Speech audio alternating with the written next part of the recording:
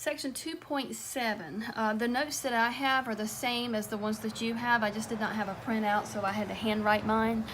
But I'm looking at the same thing that you should be on your notes. 2.7, inverse relations for equations. Essential question, how can we find the inverse of a function given the equation of a function? So to find an inverse, we have 3 steps. Okay, so we know that when we do an inverse, we flip the x's and the y's around. So that's the first thing. We're going to swap x and y. So step 2, solve for y. Step 3, just simply rewrite that result by saying f inverse of x equals, and then it's going to be whatever you got in step 2. So let's look at example 1. Find the inverse of the function f of x equal x squared minus 9. Okay, so we know that f of x is the y. So first step, swap the x and the y.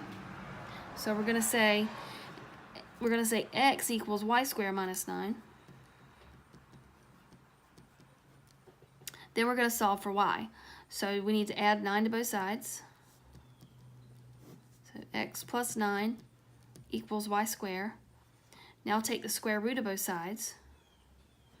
Square root x plus 9 equals y.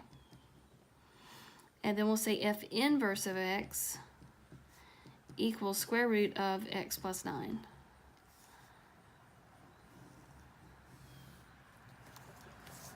And that's it. We just have to be able to manipulate the equations. We have to be able to solve for y. That's this is the key to being able to do these problems.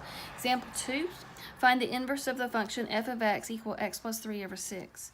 So we're gonna say x equals y plus 3 over 6.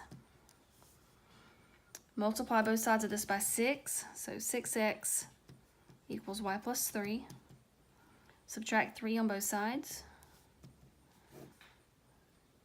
So 6x minus 3 equals y. Now that I've solved it for y, I'm really done. I just have to give my answer f inverse of x equals 6x minus 3.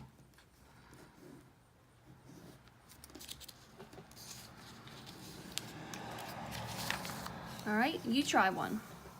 Find the inverse of the function f of x equal 3x squared plus 5. Pause the video, and then you can come back and check your answer.